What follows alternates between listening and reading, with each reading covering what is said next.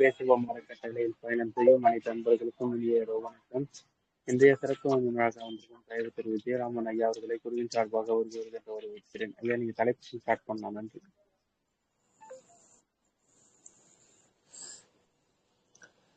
ஐயா, நீங்க ஸ்டார்ட் பண்ணலாம்.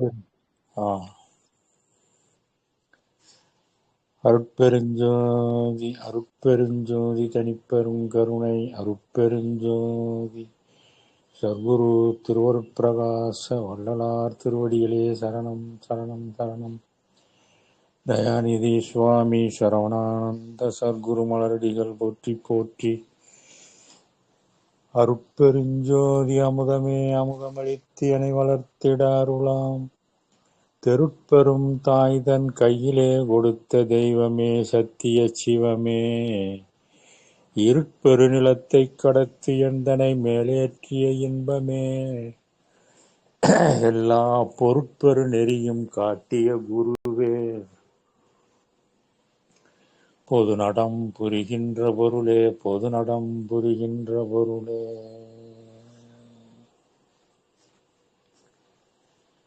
காயலாங்கனி எனக்கு அணிவிக்கும் ஒரு பெருங்கருணை அமுதே எனக்கு கண் கண்ட தெய்வமே களிகண்ட அற்புத காட்சியே கனகமலையே தாயலா மனைய என் தந்தையே ஒரு தனி தலைவனே. நின் பெருமையை சாற்றிட நினைத்திட மதித்திட அறிந்திட சார்கின்றதோறும் அந்தோ வாயலாம் தித்திக்கும் மணமலாம் தித்திக்கும் மதியலாம் தித்திக்கும் மன்னிய என் மெய் அறிவலான் தித்திக்கும் எனில் அதில் வரும் இன்பம் என் புகழுவேன். தூயலாம் பெற்ற நிலை மேல் அருட்சுகமலாம் தோன்றிட விளங்கு சுடரே. துரிய வெளிநடு நின்ற பெரிய பொருளே அருட்ஜோதி நடராஜ குருவே. துரிய வெளிநடு நின்ற பெரிய பொருளே அருட்ஜோதி நடராஜ குருவே. ஆண்மனேய பெரியோர்களே சான்றோர்களே அருள் தாய்மார்களே, இந்த சிவ அன்பே சிவ குழுவை சிறப்பாக நிர்வகித்து வரக்கூடிய நம்ம தயவு திரு பாலகிருஷ்ணன் ஐயா அவர்களே, அனைவர்களுக்கும் என்னுடைய பணிவான வணக்கங்களை தெரிவித்துக் கொண்டு இன்றைய தினம் திருவருட்பாவிலிருந்து ஒரு பாடலை இங்கித மாலை என்ற பாடல் தொகுதியிலிருந்து எடுத்துக்கொண்டு அருள் சிந்தனை செய்யலாம் என்று இருக்கின்றோம். இங்கித மாலை என்பது திருவருட்பாவில் 2வது திருமுறையில் இருப்பதாக உள்ளது. அது திருவொற்றியூர் திருத்தலத்திலே எழுந்தருள் இருக்கக்கூடிய மாணிக்கிய தியாகர் மீது பாடிய ஒரு பாடாண்டினை பாடல், அகப்பொருள் பாடலாக அமைந்திருக்கின்றது. அதில் இறைவன் பிச்சாண்டியாக வந்து பிச்சை கேட்பதாகவும், வீட்டு தலைவியாகிய ஜீவான்ம தலைவியாகிய வள்ளலார் ஆன்ம தலைவியாகிய இருந்து பிச்சையிட வருகின்றதாகவும், அப்போது இருவருமே இறைவனும் ஆன்ம தலைவியாகிய வள்ளலாரும் பேசிக் கொள்வதாக அந்த பாடல்கள் அமைக்கப்பட்டிருக்கின்றன. மனிதன் ஆன்மாவை உணர்ந்து அருள் இன்ப பயன் பெற வேண்டும் என்பதற்காகத்தான் கோயில் குளம் தீர்த்தம்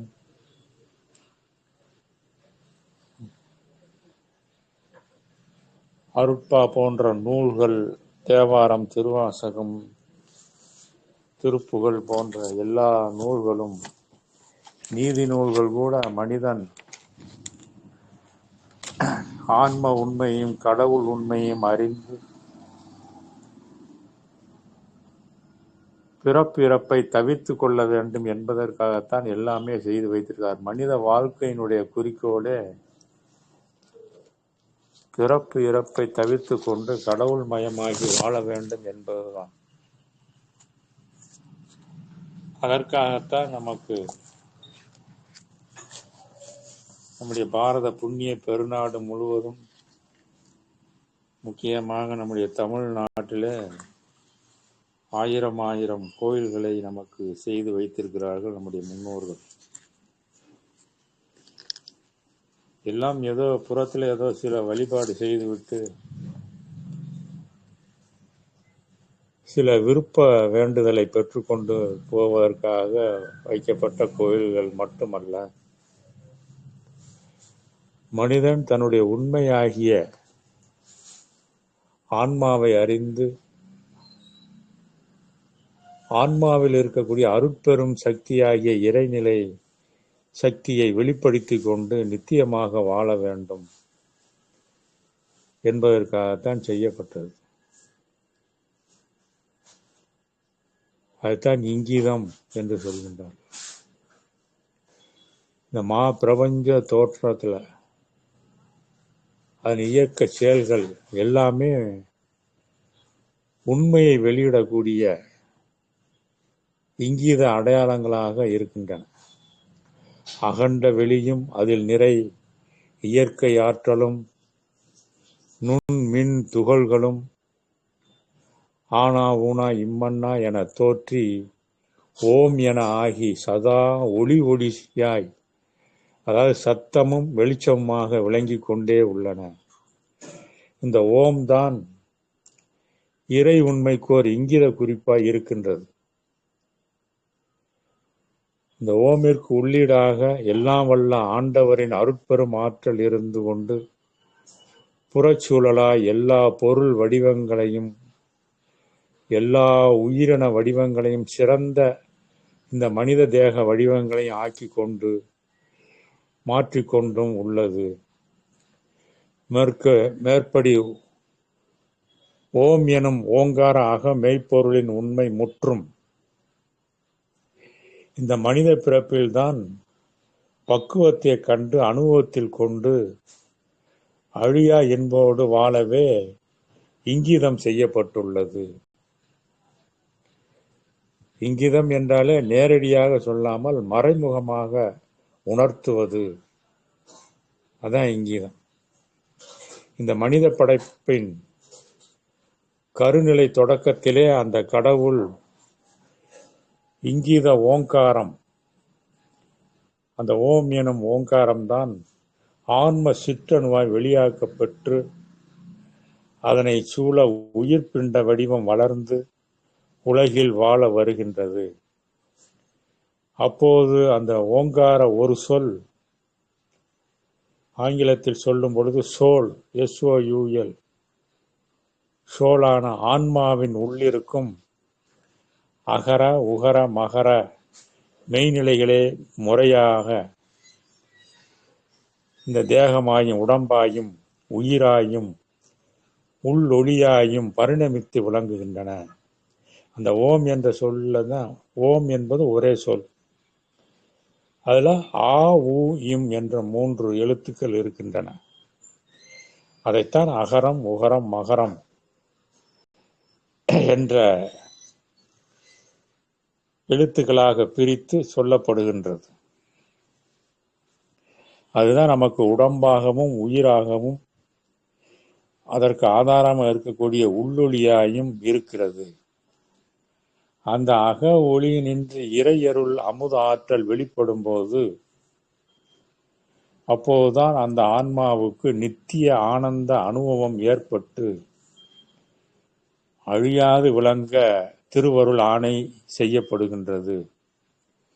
இந்த உண்மையை அறிந்து அடைய பெறாத வரை அந்த ஆன்மாவுக்கு உள்ளிருக்கும் திருவருள் சக்தியால் நியதிப்படி உயிர் உடம்பு வருவதும் அழிவதுமாய் உள்ளனவா, அதான் பிறப்பதும் இறப்பதுமாய் இருந்து கொண்டே இருக்கின்றன. இவையே மனிதனின் அகநிலை உண்மையும் புறநிலை இயல்புமாக இருக்கின்றது. இறை அனுபவ நிறைவாழ்வு பெறவே இன்றைய மனிதன் பிறப்பிக்கப்பட்டுள்ளான். அதுதான் மனித பிறப்பினுடைய குறிக்கோளே முத்தி பெறுதல் அல்லது மோட்சம் அடைதல் என்பதுதான் நம்முடைய பாரத புண்ணிய பெருநாட்டினுடைய வாழ்க்கையினுடைய லட்சியமாக அமைக்கப்பட்டது. ஆனால் இப்போது அதெல்லாம் மறைந்து போய்விட்டது. மனிதன் முதலில் தன்னை புறத்திருந்து வாழும் நிலையற்ற வாழ்க்கை கொண்டவனாக எண்ணி அவத்தைப்பட்டு அழிகின்றான். பின்னர் பக்குவ அறிவு விளங்கிய போது அனுபவ அருள்நிலை ஏற்று, அதாவது ஆன்ம நிலை நின்று அருள்நிலை ஏற்று வாழ முற்படும் போது அழிவில்லாத நித்திய ஆனந்த வாழ்வு ஏற்படுகின்றதாக அறிகின்றான். இதுதான் ஒரு ஆன்மாவுக்கு முன் சாதாரண உருவ நிலையும் பின் சிறந்த தெய்வீக வடிவ வாழ்வு நிலையுமாக இருக்கிறது. ஆனால் இந்த தெய்வீக வாழ்வு நிலை இப்பொழுது உணராமல் புறத்திலே மனிதன் அழிந்து கொண்டே இருக்கின்றான். இந்த முன்னான அழிவுறு தேகம் சவ வடிவம் என்றும் பின்னான அழிவற்ற நித்திய தேகத்தை சிவ வடிவம் என்று நம்முடைய முன்னோர்கள் கூறி வைத்தனர். இந்த சிவ வடிவையே சிவதனுவாம் பினாகம் பின் ஆகம் என்றனர். பினாகம் என்றால் சிவன் கையில் இருக்கும் வில், சிவன் கை வில் என்பது இங்கித குறிப்பாக இருக்கின்றது. திருவருள் அனுபவத்தால் ஒருவனது முன் ஆகம், முன்னாடி பெற்றிருக்கக்கூடிய அந்த பிறப்பு பின் ஆகமாக மாறி பினாகமாக மாறி இனிது நிகழ வேண்டும். ஆகையினால அதற்காகவே இந்த மனித பிறப்பு நமக்கு கொடுக்கப்பட்டிருக்கின்றது. நித்திய தேக வாழ்வை ஒவ்வொரு மனிதனும் பெற வேண்டும். அதில் ஒரு இங்கித மாலை பாடல். வயலார் சோலை எழில் ஒற்றி வானராகும் இவர்தமை நான் செயலார் அடிக்கி அடியார்க்கு அருள்வீர் நும் சிரத்தும் உரத்தும் திகழ் கரத்தும் வியலாய் கொண்டதென் என்றேன் விளங்கும் பினாகம் அவை மூன்றும் இயலாய் காண்டி என்கின்றார் இதுதான் சேடி என்னேடி. இந்த பாடலினுடைய விளக்கம், ஓங்கார ஆன்மாதான் அருள் இறைவன் உரையும் திருவொற்றியூர். இதைத்தான் வயலார் சோலை எழில் ஒற்றி வானராகும் இவர்தமை நான் செயலார் அடியார்க்கு அருள்வீர் என்று பாடுறார். ஓங்கார ஆன்மாதான் அருள் இறைவன் உரையும் திருவொற்றியூர். ஒவ்வொரு திருத்தலமும் அதைத்தான் குறிக்கிறது.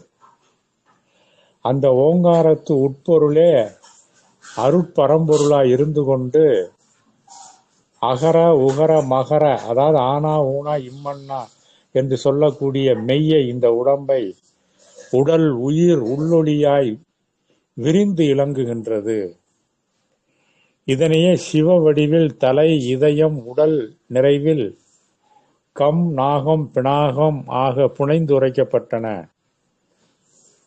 பினாகம் என்ற சொல்ல அப்படியே பின்னாடி இருந்து பார்க்கும்போது கம் நாகம்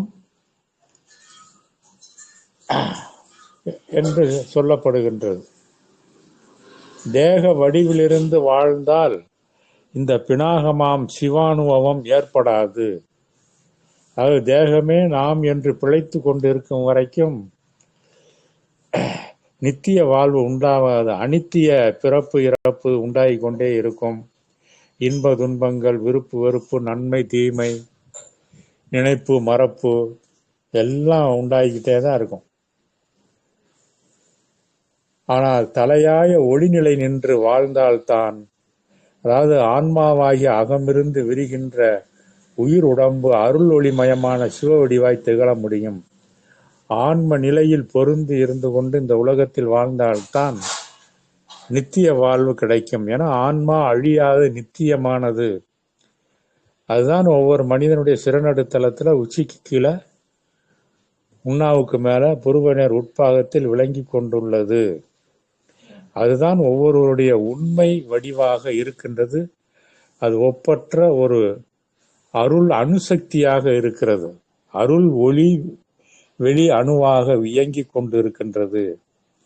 அதைத்தான் இயலாக வெளிப்படையாக விளங்குவதுதான் பினாகம். ஆனால் இயலாக அக ஆன்ம இயற்கையான தயவால் காண வேண்டும். தயவால் தயவினால் தயவு கொண்டு வாழ்ந்தால்தான் உண்மையில் அக அனக விரிவான தயவு சுத்த வடிவாய் விளங்கும். இதில் தயவு என்ற சொல்லை எடுத்துக்கொண்டோமானால் தா உள்ளொளி, யா இதயத்தில் விளங்கக்கூடிய உயிர், ஊ புற உடம்பு, இதுவே தயவு. உள்ளொளி இதய உயிர் புற உடம்பு என தயவு விளங்குகிறது. ஆகவே இந்த தயவு வடிவே பினாகம் என்னும் சிவ அனுபவ சிவ வடிவமாக விளங்கும். மற்றொரு வகையிலும் இதை விளக்கலாம். ஓங்கார வடிவில் ஆ ஊ இம் புறத்திருந்து உள்ளொடுங்க செய்வது. ஓம் சொன்னோம்னா அகத்துல போய் அடங்குவது. அது அகத்தில் இருந்து விரிய வேண்டும். இதனால்தான் ஆதியிலிருந்து எல்லோருமே பிரணவத்தை உச்சரித்து உச்சரித்து அகத்தில் போய் அடங்கி போய்விட்டார்கள்.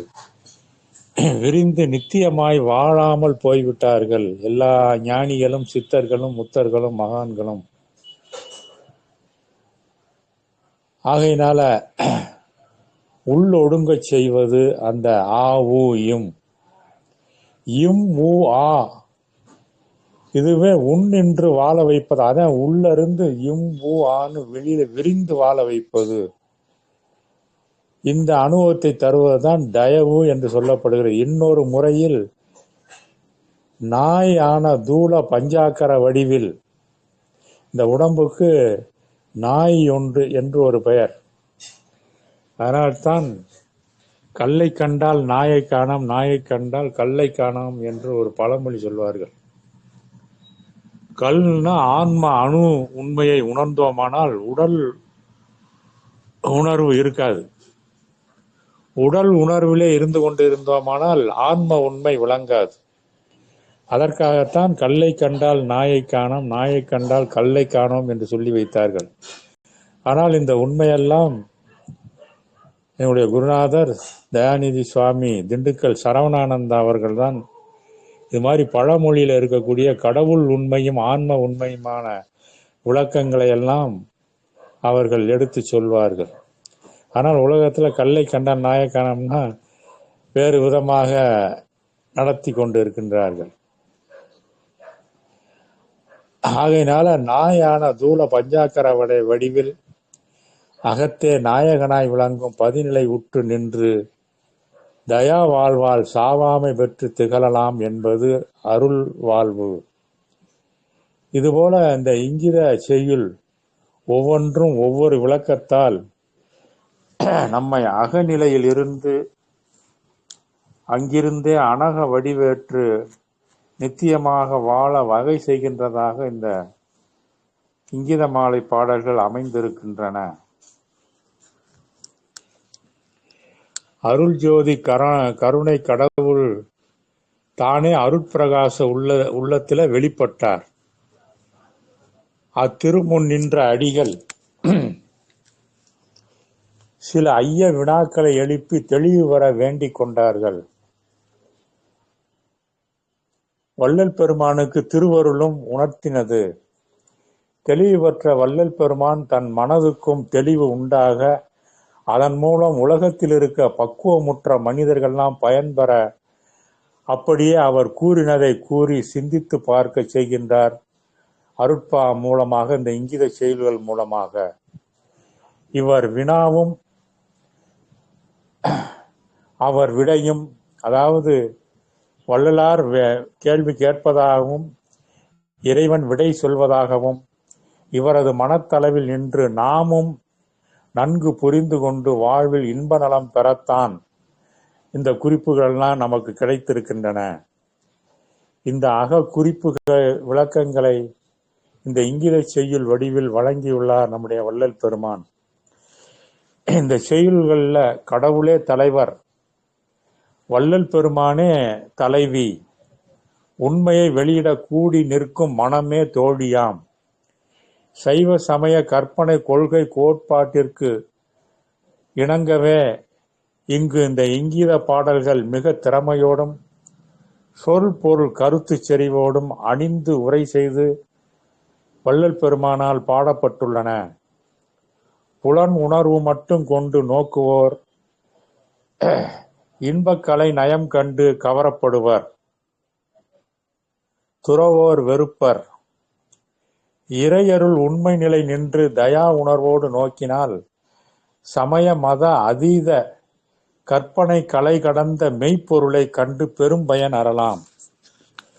அப்படி அந்த கற்பனையெல்லாம் கடந்து விருப்பு வெறுப்பற்ற ஆன்ம கடவுள் உண்மையை அறிவதற்காகவே இந்த இங்கித மாலை செய்திகள் அமைக்கப்பட்டுள்ளன. உலக மக்கள் எல்லோரும் அருள் இறையின் பேர் உண்மையை கண்டு மேலான தயாநல இன்ப வாழ்வில் தழைத்து ஓங்கவே இந்த இங்கித பாக்கள் நிறை பொங்கு அருள் பொருளை வெளியாக்குகின்றது. இதுபோலதான் திருக்குறளில் இருக்கக்கூடிய இன்பத்து பாலும் இந்த அருள் கருத்தை உடையதுதான். ஆனால் அதில் புற உலகியல் தேக போகத்தை மட்டும்தான் பார்க்கின்றார்கள். ஏனால் அக அருள் உணர்வுடைய அருள் புலவர்கள் தற்காலத்திலே கிடையாது. எல்லாம் தேக உணர்வுடைய பொருள் புலவர்கள் இருப்பதனால் அருள் உணர்வு மனிதனுக்கு உண்டாகவில்லை. அந்த அருள் உணர்வை தூண்டி வள்ளல் பெருமான் சுத்த சன்மார்க்கத்தை அறிந்து ஆன்ம அருள் உணர்வை பெற்று மனிதன் இந்த தேகத்தையே நித்திய தேகமாக ஆக்கி கொண்டு வாழ்வதற்கு இந்த இங்கித மாலை பாடலை வழங்கி இருக்கின்றார்கள்.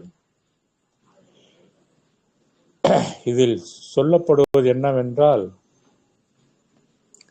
எல்லாம் வல்ல கடவுள் சிறநடுத்தலத்தே தயவு சுடராய் அல்லது அருள் விளக்காய் அருள் சுடராய் அருட்பெருஞ்சோதியாய் திகழ்கின்றதை நினைவில் கொள்ள வேண்டும்.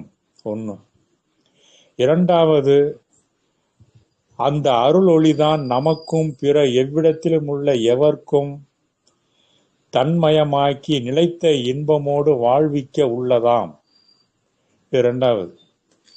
ஆகையினால மூணாவதாக, நாம் இந்த தேகபோக உடல் சம்பந்தமான விருப்பு வெறுப்பு இல்லாது அந்த அருள் சுடர் வண்ணமாய் வாழ பழகி கொள்ளல் வேண்டும். நான்காவதாக, நம்முடைய சிந்தனையும் சொல்லும் செயலும் அகநிலை நின்று அனகமாக வெளிப்படச் செய்வது நம் கடமையாம். இந்த இங்கித செய்யுள் ஒவ்வொன்றும் சொற்களாலும் குறிப்பு மொழிகளாலும் புனைந்துரைகளாலும் கற்பனை கதைகளாலும் நம்மை மேல்நிலையில் தயவு சுடராய் அருட்பெருஞ்சோதியாய் விளங்கச் செய்யவே உருவாகி எழில்கின்றது. இது ஐந்தாவது. ஆறாவதாக, நாமும் இங்கு இந்த தயவு ஒளியாய் இருந்து கொண்டு நம்மை சூழ உள்ளவர்களுக்கும் நம்போல் இங்கிதம் பெற்று வாழ இசைத்து கொண்டே இருப்போம். அருள் பொருள் கொண்டு உலகமெல்லாம் இந்த இங்கித உண்மையை உணர்ந்து வாழ வேண்டும்.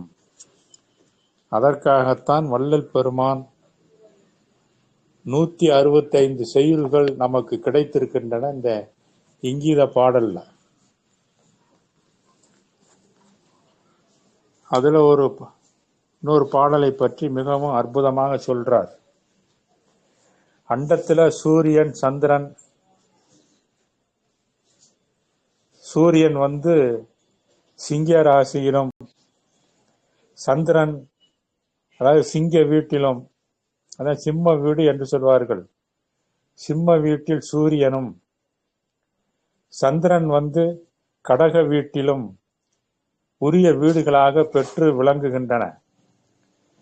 சந்திரனிலிருந்து மிதுனம், ரிஷபம், மேசம், மீனம், கும்பம் ஆகிய ராசிகளும் ஐங்கோள்களும், அதாவது புதன், சுக்கிரன், செவ்வாய், குரு, சனி இவற்றிற்குரிய வீடுகளாக விளங்குகின்றன. இது சூரியனின் வீடான சிங்கத்திலிருந்து கன்னி, துலாம், விருச்சிகம், தனுசு, மகரம் ஆகியவும் 5 கோள்களுக்கு அமைகின்றன. ஆகவே ஒவ்வொரு கிரகத்திற்கு கீழும் ஒரு வீடு, மேல் ஒரு வீடு உள்ளனவாம். அதாவது மிதுனத்திற்கு மேல ஒரு வீடு, கீழே ஒரு வீடு. அதான் மிதுனம், கன்னி, அது புதனுக்குரிய 2 வீடுகளாக இருக்கிறது. அடுத்து சுக்கிரன், மேல சுக்கிரனுக்கு ரிஷபம் ஒரு வீடாகவும் கீழே துலாம் ஒரு வீடாகவும் சுக்கிரனுக்கு 2 வீடு இருக்கின்றது.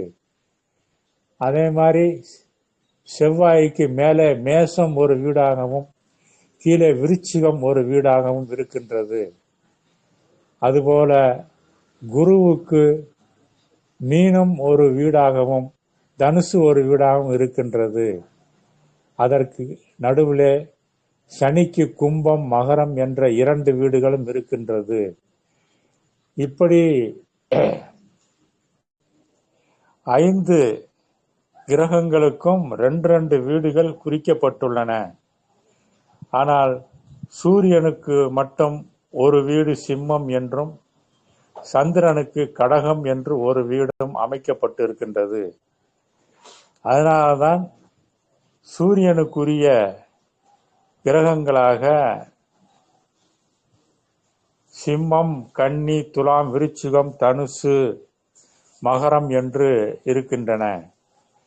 சந்திரனுக்குரிய வீடுகளாக கடகம், மிதுனம், சுக்கிரம், ரிஷபம், மேசம், மிதுனம், கும்பம் என்று இப்படி அமைக்கப்பட்டுள்ளன. இவையெல்லாம் மெய்ஞானியர் அனுபவம் மூலம் கண்டது. அன்றைக்கே அப்படி அகத்திலிருந்தே எல்லாத்தையும் கண்டு இருக்கின்றார்கள். இந்நாளைய வான இயலார் போல தொலைநோக்கி மூலம் கண்டு ஆராய்ந்து கண்டது அல்ல. ஆன்ம முறையிலிருந்து 1000 ஆண்டு தீர்க்க தரிசனமாக அறிந்து கொள்ளப்பட்ட உண்மையாக இது இன்றைக்கும் விளங்கி கொண்டுள்ளது. அருள் ஜோதியை திடம்பெற காணற்க ஏற்பட்டவை வான நூலும் ஜோதிடமும். ஆனால் இந்நாள் புற கணித முறையால் பொருள் நாட்டத்திற்காகவே மேற்கொள்ளப்படுதல் உண்மை அறியாமையாக இருக்கிறது. இங்கு நம் பிண்ட தேகமாகி இந்த உடம்பிலும் அண்டமாகிய தலைநடு இடத்தும் பிண்டமாகிய இதயத்தினிடத்தும் கடவுளே குருவாக எழுந்தருளி ஆட்கொள்ளுகின்றார். இதனை ஓர் இங்கித மாலை திருவருட்பாவில் வள்ளல் பெருமான் பாடியிருக்கின்றார். அந்த பாடல் 162வது பாடலாக இருக்கின்றது. அந்த பாடல்ல பார்த்தீங்கன்னா, தெவ்வூர் பொடிக்கும் சிறுநகை இத்தேவர்தமை நான் நீர் இருத்தல் எவ்வூர் என்றேன் நகைத்து அணங்கே 7ஊர் 4ஊர் என்றார்.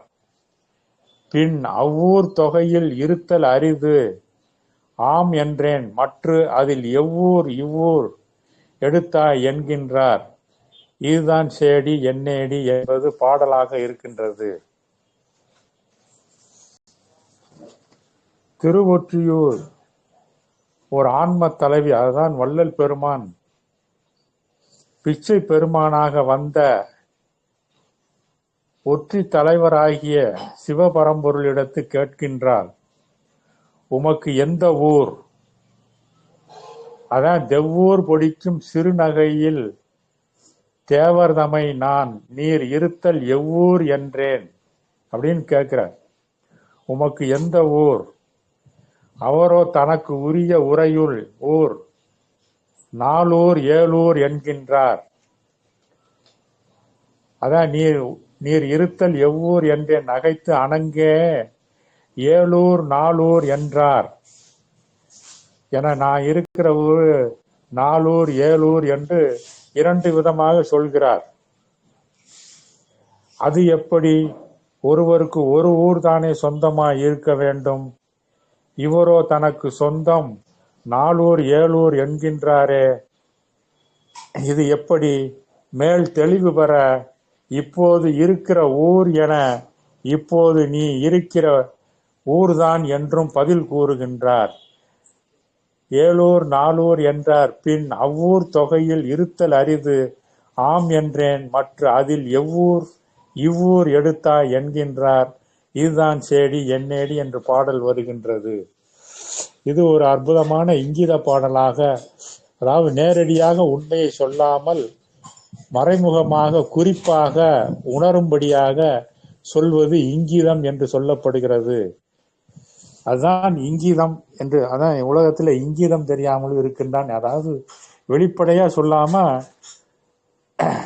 செய்கையால் குறிப்பு மொழியாய் உணர்ந்து கொள்வது இங்கிதம் என்பார்கள். அந்த மாதிரி இந்த பாடல் 165 பாடலும் அப்படித்தான் அமைக்கப்பட்டு இருக்கிறது. ஆகையினால அதுவே திருவொற்றியூர் தலைவருக்கு உரியதாம் என்பது தெளிவு. இந்த தெளிவோடு இது 7வது நிராதார நிலையா இருத்தலின் இது உரியதுதான் உண்மை. இந்த நிலை அனுபவப்படும் முன் மெய்ஞானம் அடையும் முன் மன அறிவாகி இதயத்தில் விளங்கினதும் அந்த மனத்துக்கண் மறைந்து நின்று பக்குவப்படுத்தி வந்ததும் அதுவே அவர்க்குரிய நாளூர் ஆகிய மற்ற ஒரு வீடு.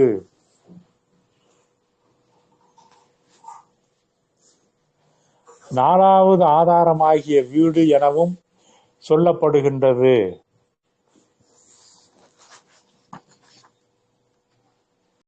அதாவது நாளூர் ஏலூர் 4வது ஆதாரம் அநாகத பீடம், இதய பீடம். அதான் நாளூர் சொல்றார். அந்த இதய பீடத்தை வச்சுதான் தில்லை சிதம்பரம் அமைக்கப்பட்ட அநாகத பீடம், இருதயம் இதயம் என்று சொல்லி தில்லை சிதம்பரம் அமைக்கப்பட்டது என்று சொல்வார்கள்.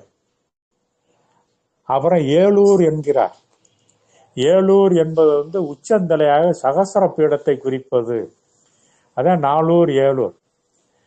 இந்த இதயத்தானமாகிய அநாகத பீடத்துல தான் மனம் இருந்து, அந்த உயிர் உணர்வாகிய மனோநிலை இருந்து சலித்து கொண்டே இருப்பதாக இருக்கின்றது. அந்த மனம் அங்கிருந்து சுத்த நிலை அடைந்து புருவ மத்திய ஸ்தானத்திற்கு உச்சந்தலையில் இருக்கக்கூடிய சகசர பீடம் ஆகிய 7வது இடத்தை அடைய, 7வது நிராதார பீடத்தை அடைய வேண்டும். அதனாலதான் இறைவன் எனக்கு ஊர் நாளூர் ஏலூர், என்னுடைய ஊர் நான் இருக்கிற ஊர் கீழே இருக்கிற ஊர்கள்லாம் கிடையாது. அதான் மூலாதாரம், சுவாதிஷ்டானம், மணிப்பூரகம் அதெல்லாம் கிடையாது. இதயத்தானத்திலும் உச்சந்தலையிலும் எனது அனுபவம் இருக்கின்றது.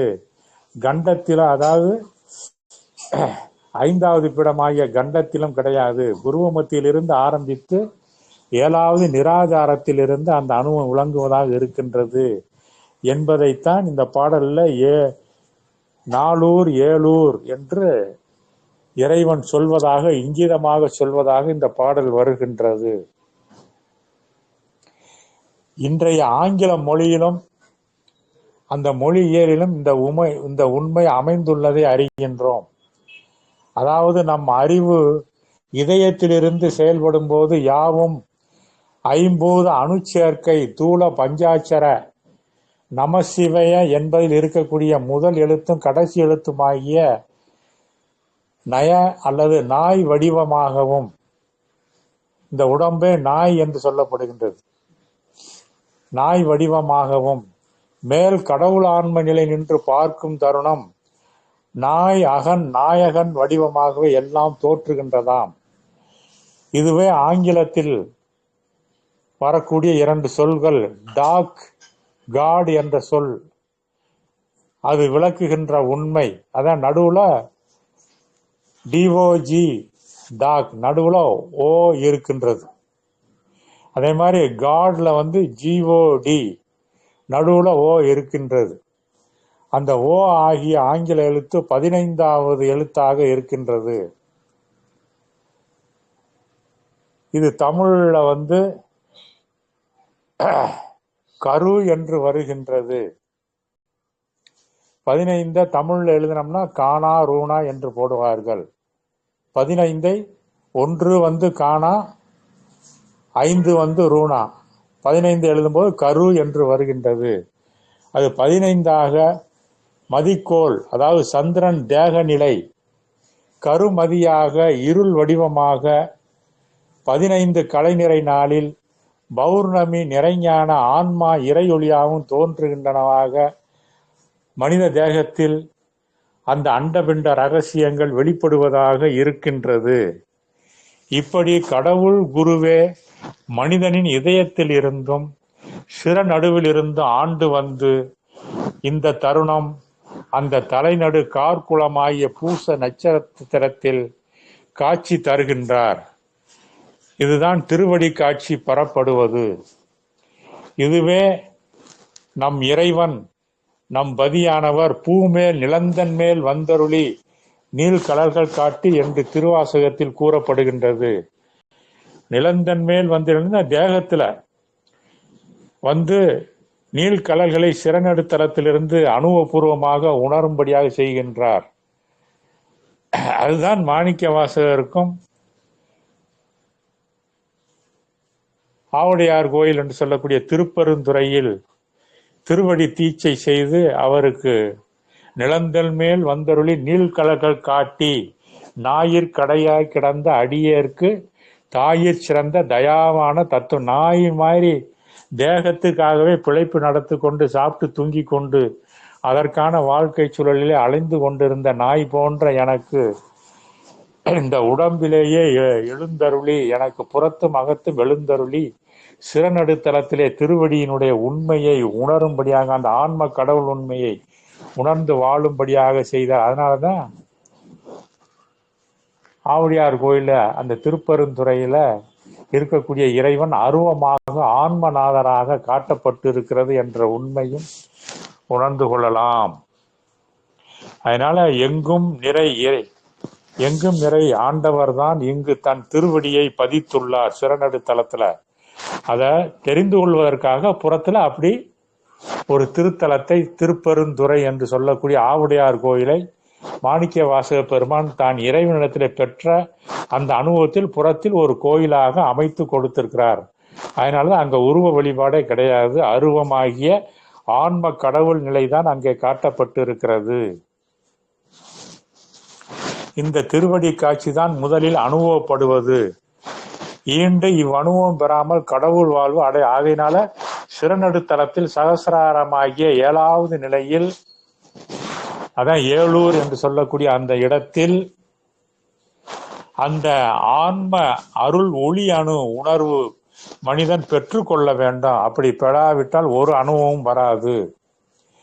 அப்படியும் முன்னோர்கள் இந்த திருவடி கண்டும் தன்னை தேகியாகவே எண்ணி தன்னையே மறந்து இந்த தேக நிலையை மறந்து விட்டு பற்றை விட்டு சென்று அந்த திருவடி நிழலில் அடங்கியோ திருவடியில் கலந்தோ மறைந்து போனார்கள். அப்படி சிறநடுத்தலத்துல போய் அப்படியே உள்ள சமாதியாகி அப்படியே போய்விட்டார்கள் முன்னோர்கள் எல்லோருமே. ஆனால் நம்முடைய வள்ளல் பெருமான் கடவுள் கலப்பில் மறைய விரும்பவில்லை. அவருக்கு இறைவன் அந்த எண்ணத்தை மாற்றி அந்த நிலையிலிருந்து வாழும்படியாக செய்கின்றார். அதான் வள்ளல் பெருமானுக்கு கிடைத்திருக்கக்கூடிய நித்திய தேக வாழ்வு. ஏனெனில் அவர் உண்மையே இறை உண்மையே தானாய் விரிந்து விளங்கலின் அயலிருந்து சென்றடைய வேண்டியதே இல்லை, புறத்திலிருந்து போய் இறைவனை அடைய வேண்டியதில்லை என்ற தெளிவு பெற்றிருந்தார் வள்ளல் பெருமான். இறைவனே இந்த உடம்பு உயிர் உணர்வு ஆன்மா எல்லாமாக அகத்திலிருந்து அவரே விரிந்து இந்த உலகாகவும் அண்டமாகவும் விளங்கி கொண்டிருக்கின்றார் என்ற பிரிவற்ற உண்மையை உணர்ந்து அந்த நிலையிலிருந்து வாழ ஆரம்பித்து விட்டார் வள்ளல் பெருமான். அதன் அகமிருந்தபடியே நித்திய வாழ்விலும் வாழும் பேறு எய்துவிட்டார் வள்ளல் பெருமான். இதனையே வரும் அடிகளில் காண்கின்றோம். இந்த காட்சி அனுபவம் வள்ளலாரின் உள்ளமாகிய அகவானில் ஏற்பட்ட அதே வேளையில் புற பூத ஆகாசத்திலும் அந்த கடக நடு உச்சத்திருந்த குரு சந்திர சூரியர்களின் கூட்டுறவால் வள்ளலாருக்கு நித்திய வாழ்வும் அனக ஆட்சியும் தந்து விட்டதை உணர்த்தி விட்டதாம். இந்த காட்சியும் ஆட்சியும் பெற்று கொண்டது இத்தருணம்தான். ஆனால் இந்த உண்மை ஒருவாறு பழம்பெரும் சித்தர் உள்ளத்திலே சூக்கும தீர்க்க தரிசனமாக 1000 ஆண்டுகளுக்கு முன்பேயே உணர்த்தி விட்டார். அவர்கள் வள்ளலாரின் அவதார வரலாற்று குறிப்பை புறத்தளவில் சரியாகவே குறித்து வைத்து விட்டனர். அதனால் தேரையர் அந்த பழைய ஜோதிட புலிப்பாணி காகபுஜண்டர் ஜோதிட குறிப்புகளில் வள்ளலாரை பற்றி சொல்லி இருக்கின்றார்கள். அதில் என்ன சொல்கிறார் என்றால், அவரது முடிவு சமாதி இல்லை என்பதோடு அமைத்து விட்டார்கள். வள்ளலார் இந்த மாதிரி மீன லக்னத்தில், துலா ராசியில், சித்திர நட்சத்திரத்தில் பிறப்பார் என்றும், அவருக்கு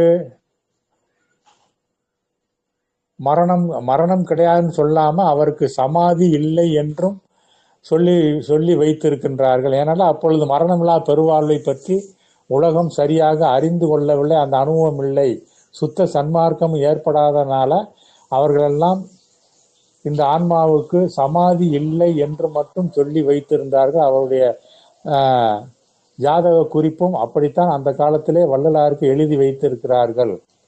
அதற்கு மேல் என்ன என்றால், மரணமில்லாத பேரின்ப சித்தி பெருவாழ்வு பற்றிய குறிப்பு ஒன்றும் அன்றைக்கு வழங்கப்படவில்லை. ஏனெனில் அப்படிப்பட்ட நிலை மனித வரலாற்றில் யூகித்தும் கற்பனை செய்தும் அறிந்து வெளியிட முடியாத ஒன்றாக இருந்ததே காரணமாக இருக்கின்றது.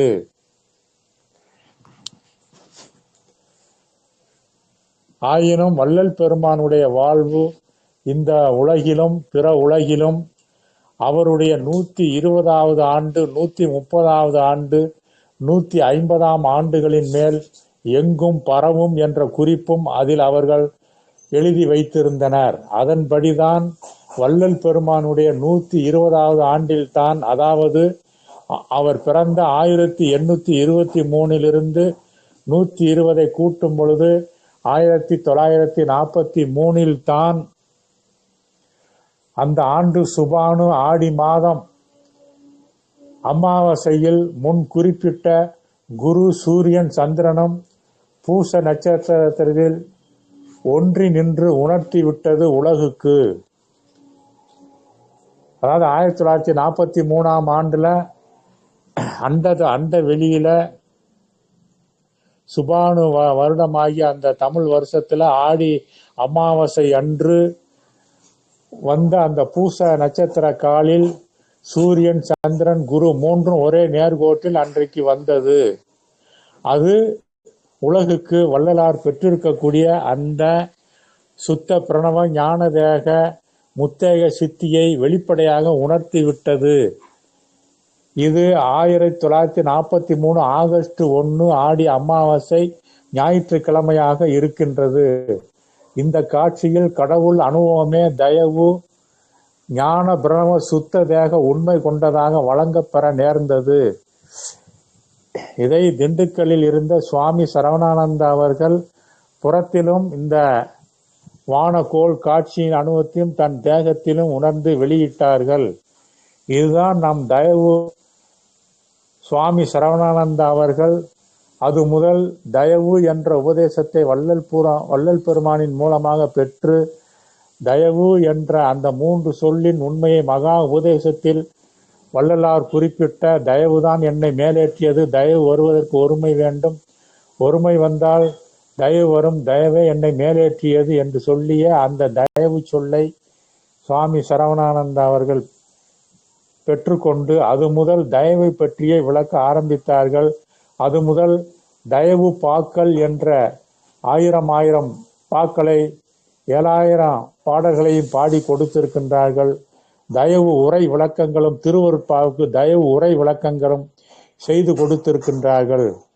அதுதான் அவருடைய 1953 அதாவது வள்ளல் பெருமான் அவதரித்த 1823 கூட்டல் 130 சேர்ந்த 1953ஆம் ஆண்டும், அதே போல 1823 கூட்டல் 150 ஆண்டுகள் கூட்டும் பொழுது 1973 ஆண்டும்,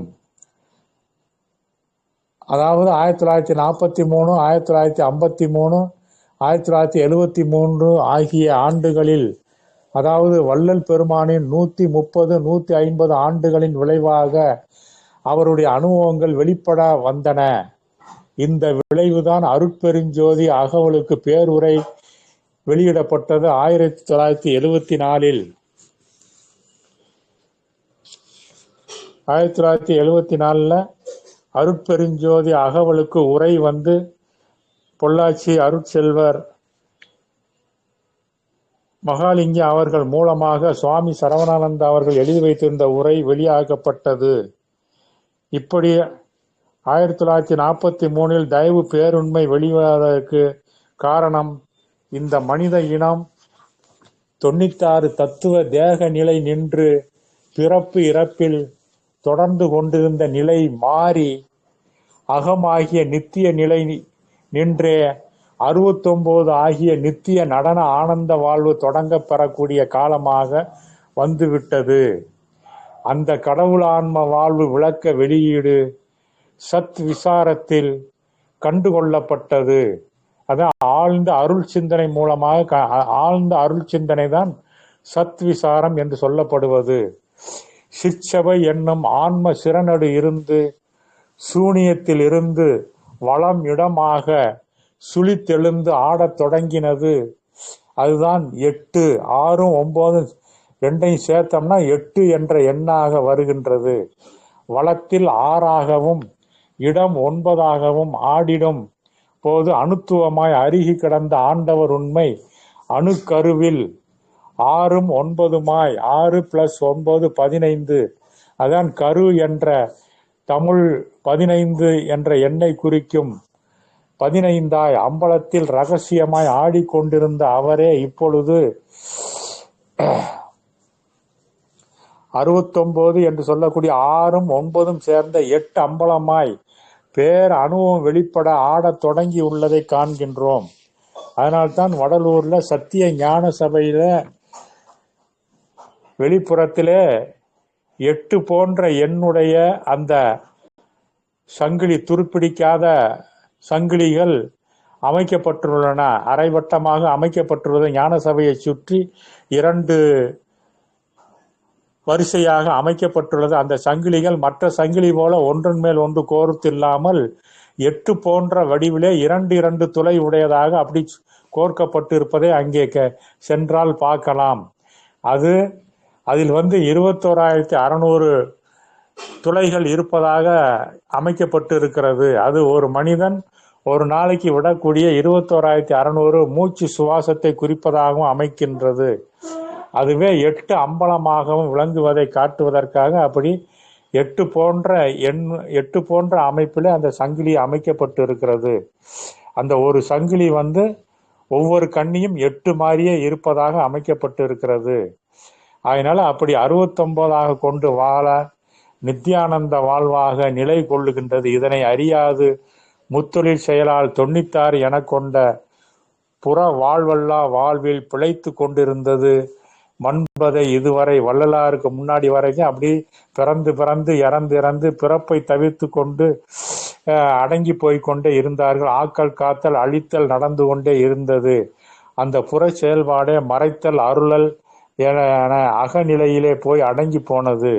இந்த அகநிலை நின்று வாழாமல் போனதுதான் அடக்கம், சமாதி, இறைவனோடு இரண்டர கலத்தல் என்று தேக வாழ்வு இல்லாமல் போய்விட்டார்கள்.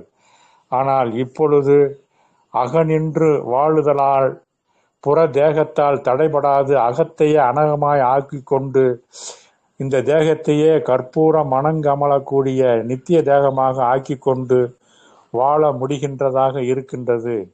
இதனால் தான் வள்ளலார் திருக்காப்பிட்டு கொண்டு மறைந்த 1874 ஆண்டுக்கு மேல் 69 கூட, அதாவது 1874 கூட்டல் 69 சேரும் பொழுது 1943 ஆண்டு ஆகும்போதுதான் அந்த அனக தயவு அண்ட வெளியிலே வெளியாகி விளங்க வந்துள்ளது.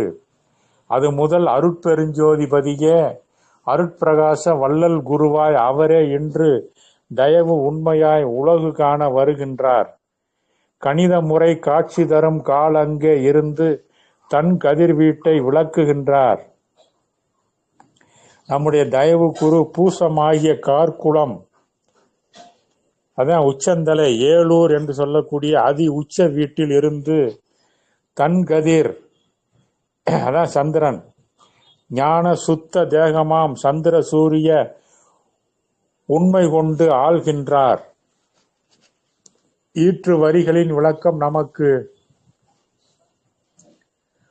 நமக்கு ஆட்கொண்டு அருள் பாலிப்பதற்குத்தான் நம் கார்குளமாகிய உச்சந்தலையாகிய ஏலூரில் தலைநடுவில் தயவு குருவாய் எழுந்தருளியுள்ளார். எங்கிருந்து வந்து எப்படி நம் உள் சென்று உள் நிலைத்திருந்து உதவி கொண்டே உள்ளார். அப்படி இருந்தும் நமக்கு அல்லலும் அவத்தையும் துன்பமும் சிதைவும் வந்து கொண்டே இருக்கின்றனவே. அவர் தயாமூர்த்தி என்றால் நம்மை உள்ளத்தும் உடலிலும் உயிரிலும் கேடும் குறைபாடும் ஏற்படாமல் செய்து இனிது மகிழ்ந்திருக்க செய்யல் ஆகாதா? எல்லாம் செய்ய வல்லவர் என்றால் துன்பமும் செய்ய வல்லவர் என்பதுதான் பொருளோ? பொறுக்க முடியாத சூழலில் வேதனைப்பட்டு எவ்வளவு வேண்டினும் செவி சாய்க்காமலும் உதவாமலும் சும்மா இருத்தலும் அவர் தயவுதானா? உண்மை இதுதான். அவர் தயவு சத்து சித்து ஆனந்தமான ஒன்றாக இருக்கின்றது. அவரே ஒவ்வொருவரின் அகமிருந்து நம்மையும் அவர் மயம் ஆக்கவே யாவும் புரிந்து கொண்டே உள்ளார். இந்த அண்டபிண்ட ஐந்தொழில் செயலும் புரிந்து கொண்டே இருக்கின்றார். இதனை தயா விசாரத்தால், அந்த சத்து விசாரம் என்று சொல்லக்கூடிய ஆழ்ந்த ஆன்ம விசாரத்தால் விசாரித்து சார்ந்து கொண்டு தயவோடு வாழ தொடங்கிவிட்டால் எல்லாமே தானாகவே உதவி செய்வதை அறிவோம். குறை ஒன்றும் காணோம். அறியாமையினாலும் தீய பழக்க வழக்கங்களாலும் துன்பச் சூழல் வருகின்றன. அதனை அறிந்து திருந்தி மேல்நிலைக்கு வரவே உதவாது இருக்கின்றார் நம்முடைய இறைவன். திருந்துவதற்காக அவர் காலம் எதிர்பார்த்து கொண்டே இருக்கின்றார். அப்படி திருந்தும் முன் உதவினாலோ அந்த நிலையை ஏற்படாமலே தடுத்து விட்டாலோ திருந்தவும் வழி கிடைக்காமல் போய்விடாது, அனுபவம் உண்டாகாது. ஆகவே தயாபதியின் உண்மை தெரிந்து கொண்டோமானால் எதையும் தவறாக கொண்டு தடுமாற்றம் அடையோம். தயவுமயமான அவரே நாமாகி உள்ளதுதான் உண்மை. அப்படி தயவுமயமாகாமல் மாயா புலன் இன்ப துன்பங்களையே மெய்யென எண்ணிக்கொண்டு பிழைத்து வரல் நம் அறியாமையாகவே இருக்கின்றது. அதுதான் கீழே இருக்கின்ற நாளூராக இருக்கின்றது. இதய தானத்திலிருந்து அலைபாயும் மனோ உணர்வினால் கிடந்து மாயா புலன் இன்பங்களிலே பிழைத்து கொண்டு இருப்பதுதான் நாளூர் என்று சொல்லப்படுகின்றது. நாளூரில் இருந்து 7வது சகசரமாகிய ஆன்ம கடவுள் நிலையிலிருந்து நித்திய நிராதார நிலையிலிருந்து வாழ வேண்டும். அதைத்தான் இந்த இங்கித பாடல்ல வள்ளல் பெருமான் அற்புதமாக எடுத்து காட்டி இருக்கின்றார். தயவுமயமான அவரே நாமாகி உள்ளதுதான் உண்மை. அப்படி தயவுமயமாகாமல் மாயா புலன் இன்ப துன்பங்களே மெய்யென கொண்டு பிழைத்து வரல் நம் அறியாமையாகவே இருக்கின்றது. அதுதான் ஆணவம், இருட்டு. அவரே தயவு ஆக தலைநடு இருந்து நாமாக இருந்துதான் அழைக்கின்றார். அப்படி சார்ந்து கொண்டு விட்டால் நாமும் தயவுமயமாகி சச்சிதானந்த வாழ்வில் சதாகாலமும் விளங்கி கொண்டே வாழ்ந்து கொண்டே இருக்கலாம். அவர் போலவே எப்போதும் வாழ்ந்து வரலாம். அவர்தான் தன்னையே நமக்கு தந்து வாழ்விக்கக்கூடிய தியாகராஜனாகவே இறைவன் விளங்கி கொண்டிருக்கிறார். அதனால்தான் இறைவனுக்கு தியாகராஜன் என்று ஒரு பெயரும் நம்முடைய முன்னோர்கள் வைத்தார்கள். தன்னையே நமக்கு தந்து விடுகின்றார். அவர் உண்மை, அவர் அனுபவம், அவர் வாழ்வு எல்லாமே நமக்கு கொடுக்கப்படுகின்றது. அதனால்தான் வள்ளல் பெருமானுக்கு ஐந்தொழில் செய்யக்கூடிய ஆற்றலும் எல்லாத்தையுமே வள்ளல் பெருமானுக்கு வழங்கி விட்டதாக வள்ளல் பெருமான் வெற்றி களிப்பிலே பாடுவதை நாம் பார்க்கின்றோம். தன்கையிற் பிடித்த தனியருட் ஜோதியை என்கயிற் கொடுத்த என்கனி தந்தையே, தன்னியல் எண்ணியல் தன்செயல் என்செயல் என்னை எட்டிய என்கனி தந்தையே, தன்னியல் எண்ணியல் தன்னுரு எண்ணுரு என்னை எட்டிய என்கனி தந்தையே என்றெல்லாம் வள்ளல் பெருமான் அற்புதமாக இறைமயமாகி வாழ்கின்ற நிலையை அருட்பெருஞ்சோதி அகவலில் எடுத்து காட்டுகின்றார். நமது வள்ளல் பெருமான் இந்த நிலை அனுபவம் பெற்றுக்கொள்ளும் முன் எப்படி எப்படியெல்லாம் வாழ்வில் படாத பாடுகளெல்லாம் பட்டு இருக்கின்றார். அதனை அவரே சொல்லுகின்றார். ஈராறாண்டு தொடங்கி இற்றை பகலின் வரையுமே எளியேன் பட்ட பாட்டை எண்ணில் இரும்பும் கரையுமே, ஏறாய் அந்த பாடு முழுதும் இன்பமாயிற்றே, இறைவனின் மெய் அருள் என இங்கனக்கு சொந்தமாயிற்றே என்று அற்புதமாக மெய்யருள் வியப்பிலே பாடுகின்றார். இது போன்ற மெய்யருள் வியப்புகள் 100க்கு மேலே பாடி வைத்திருக்கின்றார். அப்படியெல்லாம் பாடுபட்டுத்தான் முடிவிலே இன்று மூவா இன்ப சித்தியோடு முத்திரல் வடிவு கொண்டு அழியக்கூடிய தூளதேகம், உயிர் உணர்வாகிய அறிவு நிலை,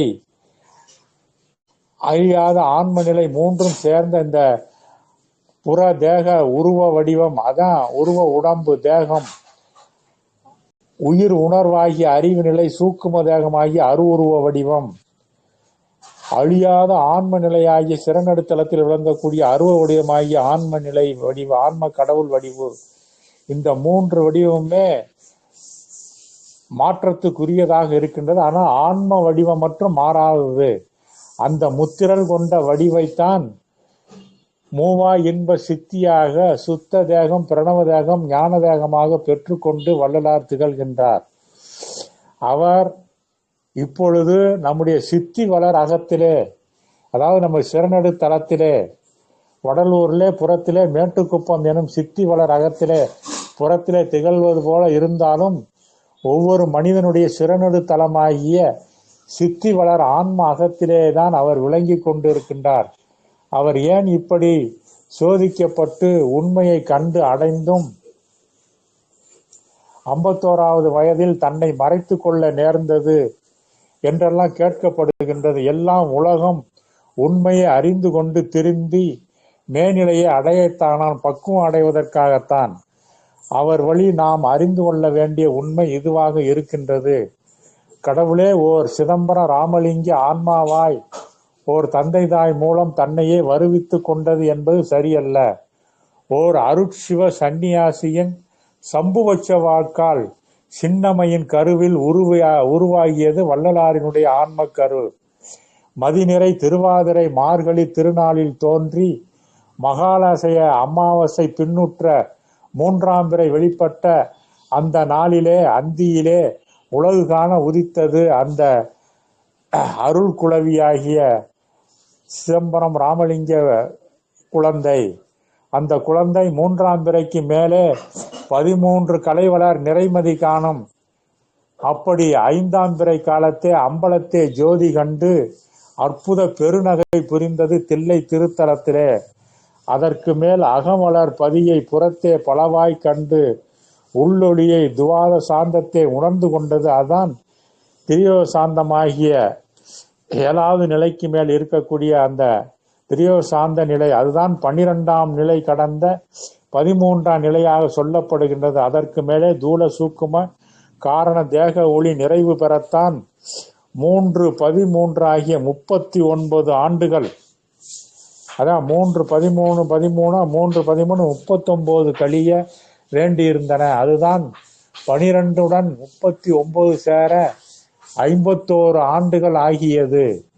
அப்படித்தான் வள்ளலார் 51வது ஆண்டில் அந்த முத்தேய சித்தியை பெற்று கொண்டார். ஆகவே 1823க்கு மேல் 51 சேர 1874ஆம் ஆண்டு நிறைமதி விளங்கக்கூடிய தை மாதத்தில் பூச நட்சத்திரம் விளங்கக்கூடிய அந்த பூரண நிலவு நாளில், பூச நாளில் நள்ளிரவில் அருட்பெருஞ்சோதி கதிரொளி கதிர்வீச்சு அகில ஆன்மாக்களில் பாய்ந்து விட்டது. அந்த அருட்கதிர் வீச்சால் ஆன்மாக்களுக்கெல்லாம் பிறவி தொல்லை நீங்க, பிறப்பு இறப்பு தொல்லையும் நீங்க, பிறந்து பிறந்து உழன்றேனை பிறவா இரவா பெருமை தந்து இந்த ஊனை சிறந்து ஒளிர்வித்தது பாரீர் திருச்சிற்றம்பலத்தே திருநடை என்பது என்று வள்ளல் பெருமான் பாடுகின்றார். பிறவா பெருமை தந்ததோடு மட்டுமல்லாமல் இந்த ஊன் உடம்பையை சிறந்து ஒளி வீச செய்து விட்டது என்று அந்த திருநடை ஜோதி திருச்சிற்றம்பலத்தில் நலம் புரியக்கூடிய திருநடை ஜோதி என்று பாடுகின்றார். அற்புதமாக பிறந்து உழன்றேனை பிறவா இரவா பெருமை தந்து ஊனை சிறந்து ஒளிர்வித்தது பாரீர் திருச்சிற்றம்பலத்தே திருநடை ஜோதி என்று அற்புதமாக பாடி தன்னுடைய அனுபவத்தை வெளிப்படுத்தி இருக்கின்றார். அப்படி அந்த அருள் கதிர்வீச்சால் ஆன்மாக்களுக்கெல்லாம் பிறவி தொல்லையாகிய பிறப்பு இறப்பு நீக்க அணகு தயவு உரிமை பதிவு செய்யப்பட்டு விட்டது. அந்த நிலையுறும் எந்த ஒரு ஆன்மாவும் எந்த ஒரு மனிதனும் அணகு தயவு நிறை உருவ அனுபவத்தோடு வாழ ஆணையும் வழங்க பெற்றுள்ளது திருவருளால். இனி மனிதன் புற மாயா பிறப்பு இறப்பு அடையாது. அக உண்மை தயவு அனுபவத்தோடு என்றும் வாழலாகும் வள்ளலார் மூலமாக அது வெளிப்படுத்தப்பட்டு விட்டது. இதுகாரும் ஆன்ம கருவின் புறமிருந்து பிறப்பிறப்பில் சுழன்று கொண்டிருந்த 96 தத்துவ மனித ஆன்மாவுக்கு அகமிருந்து மறைப்பற்ற நித்திய அருள் நிறை வாழ்வு 69 ஆன நித்தியானந்த வாழ்வு நடனமாக அமைகின்றது, சத்தியமாக இருக்கின்றது வள்ளலார் மூலம். இந்த உண்மைதான் வழக்கால் தூக்கிய சுத்த சிவ நடனமாக முன் உலகம் கண்டு கொண்டது. சிவ நடனம் அல்ல, வாசி நடனமே. அதில் 96 தத்துவம் பொருந்தா ஒன்றாய் தடைபட்டு கொண்டே இருந்தது. இப்போது முதல் 69 சுத்த சிவ நடனம் அனுபவத்தில் வள்ளலார் மூலம் நிலை கொள்ளுகின்றதாம். அதுதான் முத்தேய சித்தி முத்தி சித்தி வாழ்வு 39 கொல்லப்பட்ட அதற்கான நிலை அனுபவம் வெளியாகி உள்ளது. ஆகையினால இந்த உண்மைதான் இந்த இங்கித பாடல் மூலமாக நமக்கு எடுத்து காட்டப்படுகிறது. தெவ்வூர் பொடிக்கும் சிறுநகை இத்தேவர்தமை நான் நீர் இருத்தல் எவ்வூர் என்றேன் நகைத்து அணங்கே 7 ஊர் 4 ஊர் என்றார். பின் அவ்வூர் தொகையில் இருத்தல் அரிது ஆம் என்றேன் மற்று அதில் எவ்வூர் இவ்வூர் எடுத்தாய் என்கின்றார். இதுதான் சேடி என்பது இந்த இங்கித மாலை பாடலாக அமைந்திருக்கின்றது. அதனால இப்படிப்பட்ட உண்மை இந்த உண்மை குருவினுடைய அருளால் நமக்கு கிடைத்திருக்கின்றது. அதையும் ஒரு பாடலாக உண்மை குரு என்று தயவு பாவில் சொல்லப்படுகின்றது. மனித தனு குருவுக்கு ஒரு வீடு ஆகும், மற்றொரு விண்மீனாம் பெரு வீடு ஆகும்.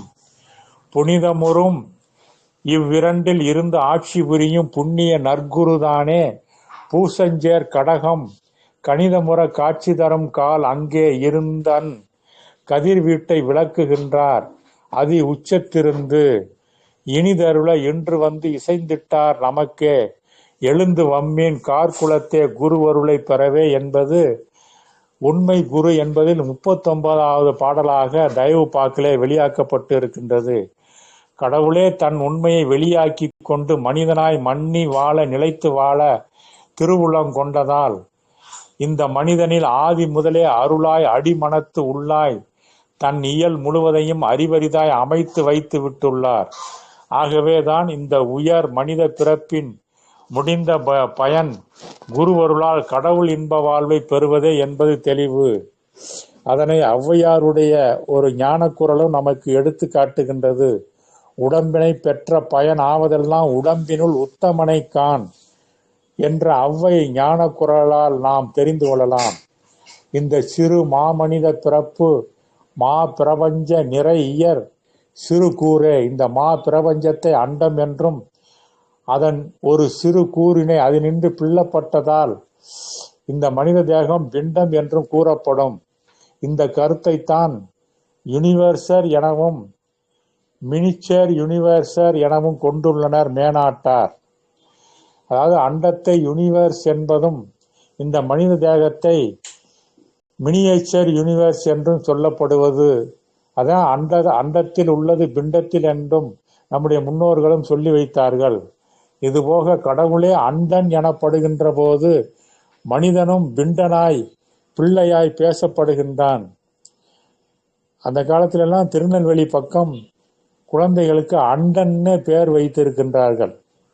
இதெல்லாம் அக அனுபவத்தின் உண்மையாக இருக்கின்றது. அண்டன் என்ற பெயர் குழந்தைகளுக்கு வைக்கப்பட்டு இருக்கின்றது.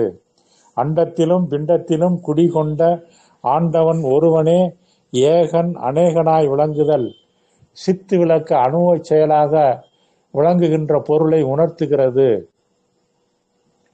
அப்படி அருள் அகம் இருக்க ஜோதிய 50 அணுக்களாய் பற்பல வடிவும் வண்ணமும் ஆற்றலும் தோற்றமும் குணமும் செயலும் விளைவும் கொண்டு தோன்றி உண்மை வெளியீட்டிற்கு பக்குவப்படுத்தி வருகின்றதாம்.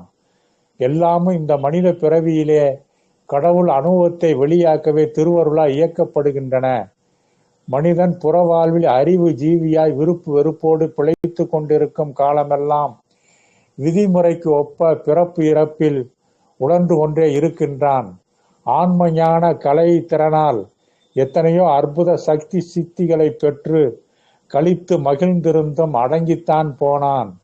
ஆனால் அகமுடையானின் அருளானையோ என்றென்றும் நிறைவாழ்வு மனிதன் மன்னி நிதமும் நித்தியனாய் வாழ்ந்து கொண்டே இருக்க வேண்டும் என்பதுதான்.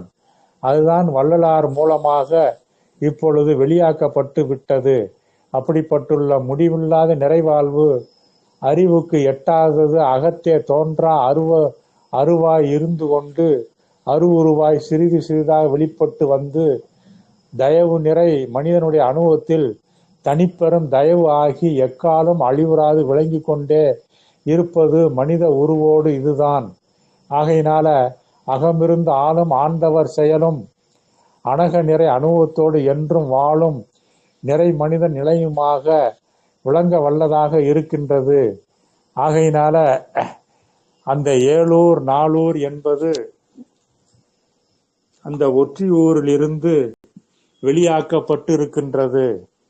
ஆகையினால மனிதன் இதயத்தானத்திலிருந்து மீண்டு சிறநடுத்தளத்தில் இருக்கக்கூடிய ஆன்ம கடவுள் நிலையாகிய அருள் ஜோதி ஒளி நிலையில் ஒன்றி இருந்து கொண்டு இந்த தேகமாகிய ஏலூரை வைத்து கொண்டு நித்திய தேகத்தோடு வாழ பழகுதல் வேண்டும். அதற்கு வள்ளல் பெருமான் சமரச சுத்த சன்மார்க்கத்தில் கொடுத்திருக்கக்கூடிய உண்மை நெறி ஒழுக்கமாக இருக்கக்கூடிய இந்திரிய கரண ஜீவ ஆன்ம ஒழுக்கத்தோடு இருந்து கொண்டு எல்லா உயிரும் என்னுயிர் உயிருள் நாம் எம்முள் உயிர் இவை உணர்ந்து உயிர் நலம் பரவுக என்ற ஜீவகாரணிய ஒழுக்கத்தை கடைபிடித்து கொண்டு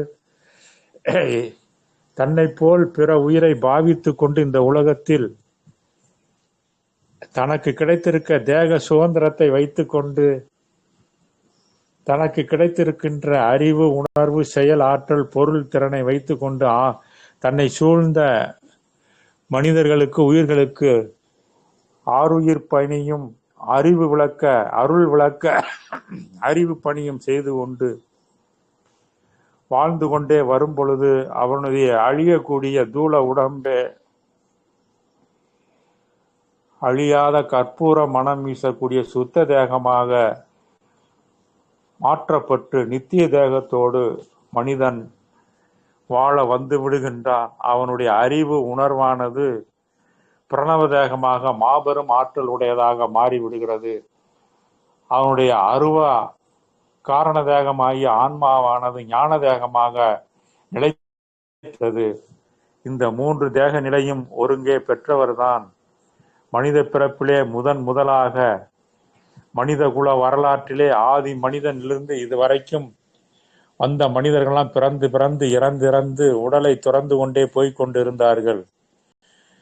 முதலாக சிதம்பரம் ராமலிங்கம் எனும் திருவருட்பிரகாச வள்ளல் பெருமானே இறைவனுடைய அருளால் ஜீவகாருண்ய உணர்வினால் தன்னுயிர் போல் மண்ணுயிரை பாவித்து வாழ்ந்த அந்த அனுபவத்தினால் இப்படிப்பட்ட அழியாத 3 தேக சித்தியை பெற்றுக்கொண்டு நிலைத்து வாழ்ந்து வருகின்றார். அதைத்தான் இந்த இங்கீத பாடலிலே நமக்கு வள்ளல் பெருமான் எடுத்து காட்டி இருக்கின்றார். இந்த அற்புதமான உரையை நமக்கு வழங்கியவர் திண்டுக்கல்லிலே வாழ்ந்த தயாநிதி சுவாமி சரவணானந்த குரு பெருமான் என்பதையும் இந்த நேரத்திலே நாம் போற்றி ஒவ்வொரு மனிதனும் இனிமேல் அழியாத மரணமில்லாத பெருவாழ்வை பெற்று வாழ்வார்கள். அதற்காகவே இந்த மனித பிறவி கிடைத்திருக்கின்றது. ஆகையினால உலகம் ஜீவகாருண்யத்தை கடைபிடித்து கொலைபுலையற்று மது மாமிசம் அற்று சுத்த தயா உணர்வோடு தயவு உணவை உட்கொண்டு நித்திய தேகத்தை பெற்று போர் பஞ்சம் பிணி அற்ற தயவு நிறைந்த ஜீவகாருண்யமிக்க ஆன்மநேயமிக்க எல்லா உயிரும் என்னுயிர் என்ற மொழி நாடு இனம் போன்ற வேற்றுமை தோற்ற பற்றுகளெல்லாம் நீங்கி எல்லோரும் ஓர் உயிர் யாதும் ஊரே யாவரும் கேளீர் என்ற அந்த ஆன்ம நேயத்தோடு வாழ்வதற்கே வள்ளல் பெருமான் சமரச சுத்த சன்மார்க்கத்தையும் வடலூர் திருத்தலத்தையும் அங்கே சத்திய ஞான சபையும் சத்திய தர்மசாலையையும் சமரச சுத்த சன்மார்க்க சத்திய சங்கத்தையும் சாகா கலா நிலையத்தையும் அவர் முத்தே சித்தி மரணமில்லா பெருவாழ்வு பெற்ற சித்தி வளாகத்தை அமைத்து கொடுத்திருக்கின்றார் என்பதை உணர்ந்து அந்த பேரை மனிதகுலம் வருங்காலத்தில் ஒவ்வொருவரும் பெற்று நித்திய தேகத்தை பெற்று வாழ்வார்கள். அதற்கான அதிசூக்குமமாக அண்ட பிண்டங்களிலும் மனித குலத்தை பக்குவப்படுத்துவதற்காகத்தான் இறைவன் அருள் ஐந்தொழில் ஆட்சியை செய்து கொண்டிருக்கின்றார்.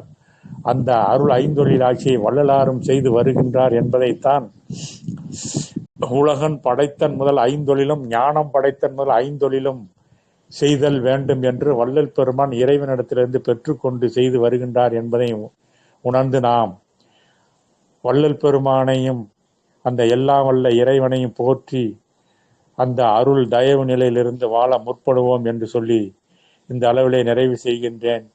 எல்லா உயிர்களும் இன்புற்று வாழ்க, கொல்லா விரதம் குவளையமெல்லாம் ஓங்குக, என அடுத்த சுகம் வாய்ந்திடல் வேண்டும், எவ்வுயிரும் இன்படைதல் வேண்டும், எல்லா உயிர்களின் வாட்டமும் போக்கி அருள் புரிதல் வேண்டும், உலகில் வன்பலாம் நீக்கி நல் வழியலாம் ஆக்கி மெய் வாழ்வலாம் பெற்று மிகவும் மண்ணுயிரெல்லாம் கழித்திடல் வேண்டும். இது வள்ளல் பெருமானுடைய வேண்டுகையெல்லாம் இப்படித்தான் இருக்கின்றது. எப்படி வேண்டுகிறார்? உலகில் வன்பலாம் நீக்கி நல் வழியெல்லாம் ஆக்கி மெய் வாழ்வலாம் பெற்று மிகவும் மண்ணுயிரெல்லாம் கழித்திடல் வேண்டும். உலகில் வன்பலாம் நீக்கி நல் வழியெல்லாம் ஆக்கி மெய் வாழ்வலாம் பெற்று மிகவும் மண்ணுயிரெல்லாம் கழித்திடல் வேண்டும் என்ற அந்த பேரின்ப சித்தி பெருவாழ்வு வேண்டுகையே வள்ளல் பெருமானின் வேண்டுகையா இருக்கின்றது. நாமும் அதையே வேண்டி உலகம் போர் பஞ்சம் பிணி எல்லாம் நீங்கி பயம் கவலை நோய் பிணி தீமைகள் விபத்துகள் பேராபத்து மரணம் இவையற்றையெல்லாம் தவிர்த்து கொண்டு நித்திய மனித மண்ணினிதம் வாழக்கூடிய மனித பெருவாழ்வு பேரின்ப சித்தி பெருவாழ்வை பெற வேண்டும் என்று பிரார்த்தித்து நிறைவு செய்கின்றேன். அருட்பெருஞ்சோதி அருட்பெருஞ்சோதி தனிப்பெருங்கருணை அருட்பெருஞ்சோதி திருவருட்பிரகாச வள்ளல் பெருமான் திவ்ய திருவடிகள் வாழ்க வாழ்க. தயாநிதி சுவாமி சரவணானந்த பெருமான் திருவடிகள் வாழ்க வாழ்க. நிறைவு தயவு.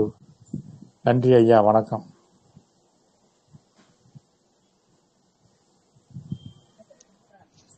நன்றிங்க ஐயா, நன்றி நன்றி. முடிச்சுக்கலாம்.